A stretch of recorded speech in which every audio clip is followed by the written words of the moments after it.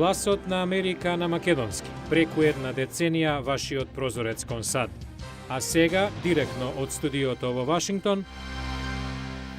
Добро вечер, ова е ТВ журналот Newsflash на Гласот на Америка на македонски. Со вас во оваа емисија ќе биде Јане Бојаджиевски. Во ова издание, интервју со македонскиот министер за надворешни работи Никола Поповски на маргините на Генералното собрание на Обединетите нации. Но на почеток, кус преглед на најновите вести.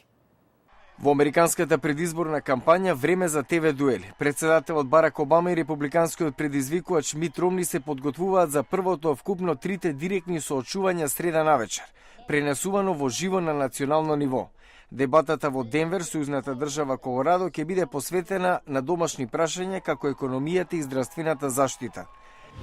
Врховниот суд на САД денес започнува нова сесија во која треба да донесе важни одлуки за прашања како истополовите бракови, расните квоти при запишувањето на образовните институции и гласачките права.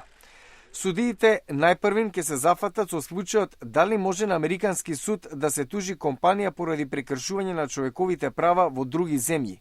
Случајот привлече меѓународно влијание, а се однесува на 12 нигеријци, кои го тужат Royal Dutch Petroleum за соучество во тортура, екзекуции и други злосторства извршени во земјата за време на армискиот владетел Сани Абача.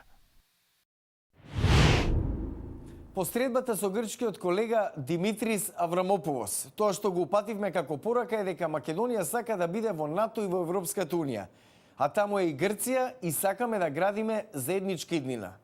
Истакнува шефот на македонската дипломатија Никола Поповски во интервјуто за нашата редакција.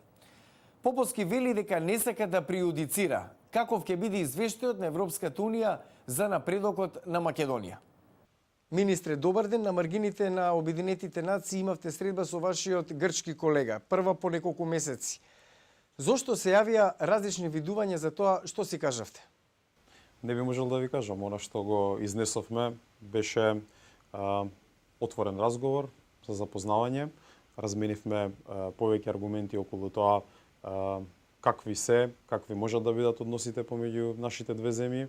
Тоа што го пативме како порака е дека Република Македонија сака да биде и во НАТО и во ЕУ, а таму е Република Грција и дека сакаме да градиме заедничка иднина. Мислам дека тоа беше многу јасна порака и мислам дека така и треба да биде сватена.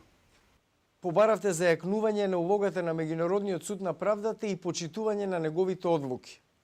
Тоа не бевме само ние тие кои го бараат тоа. Мислам дека клучната порака од оваа сесија на Генералното собрание беше дека почитување на меѓународното право е основа на секое обид за надминување на било какви спорови во меѓународен контекст. И следната порака беше дека демократските принципи треба да се почитуваат насекаде и дека не се никаков ексклузивитет единствено на западните демократии.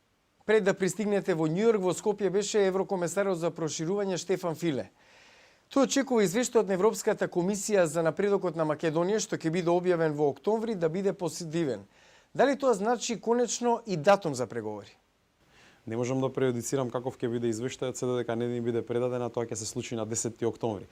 Тоа што знам е дека ние имаме направено максимум да опстои таа препорака за почеток на преговорите и знам дека Република Македонија никогаш не била поподготвена во изминатите 20 години од почеток на преговорите со Европската унија. Меѓутоа, решавањето на билатералните спорови и натаму останува еден од клучните моменти за влез во Европската унија. Барем така се наведува во резолуцијата за проширување на Европската унија за периодот 2012-2015. Мислам дека европската интеграција е најдобриот лек за надминување на билатералните спорови.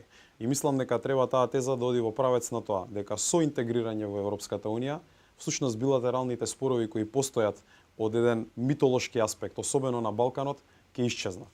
Благодарам на разговорот. Ви благодарам на поканата. И покрај тоа што сириските бунтовници негираат, има докази за поддршка на тврдењето на сириската влада дека се повеќе странски борци доаѓаат во земјата да водат света војна против силите на председателот Башар ал-Асад. Нашиот известувач Хери Риджвел разговараше со фоторепортер кој вели дека бил заробен од джихадисти. Пред 2 месеци, фоторепортерот Џон Кентли влегол во Сирија со водич и со холандски колега. Тие налетале на камп од вооружени опозициони борци, но тие не биле армијата за слободна Сирија. I knew within 10 seconds that we were in trouble. За 10 секунди ми стана јасно дека сме во неволја. Сите зборуваа англиски. English, first of all. Тоа бил камп на странски борци джихадисти. They were Chechenian. Тие беа од Чеченија, Пакистан, Бангладеш и Велика Британија. 10 до 15 меѓу нив беа или британци или од британско потекло. Многу зборувавме со нив. Еден беше лекар, ни даде многу информации. Групата ги задржала тројцата. Кентли вели дека многу од британските джихадисти имале силен акцент од Бирмингем. Бирмингем е во централна Британија со околу 1 милион жители, многу од кои муслимани. Меѓу нив и сирискиот новинар Малик Ал Абдех. Тој ја потврдува приказната на Кентли. I'm aware of around just under 10. Знам барем за 10 млади луѓе од Бирмингем кои одат во Сирија да се борат со армијата на слободна Сирија. Тие се привлечени таму делумно од хуманитарни причини, да им помогнат на нивните браќа во исламот кои биле убиени или биле жртви во Сирија, но исто така и заради нивните джихадистички убедувања.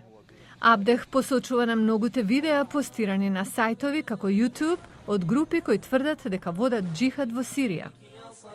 Before it was Afghanistan, it was Chechnya. Пред тоа беше Авганистан, потоа Чеченија, Босна и така натака. Сега Сирија е местото каде се оди во борба против оние кои ги угнетуваат муслиманите. Джихадистите не биле секогаш добре дојдени кај армијата за слободна Сирија. Дури и Бирмингемскиот парламент нотира загриженост од джихадисти во градот кој одат во Сирија. Фоторепортерот Џон Кентли верувал дека ќе биде убиен. Тие се обиделе да избегаат, но биле застрелани и вратени. Една недела подоцна биле спасени од армијата на слободна Сирија. Кентли планира да се врати во Сирија да го документира конфликтот, особено што од прва рака видел како опозиционите сили во Сирија стануваат се покомплексни. Raised the alarm. The Free Syrian Army. Утре во Newsflash, во бизнисот со кафе во САД годишно се вртат 19 милиарди долари. Која е тајната на успехот? Не пропуштајте утрешната емисија. Љубовта кон кафето и соседството. Рецепт и инспирација на сопружници од Вирџинија за успешен бизнис. Гледајте утре во Newsflash.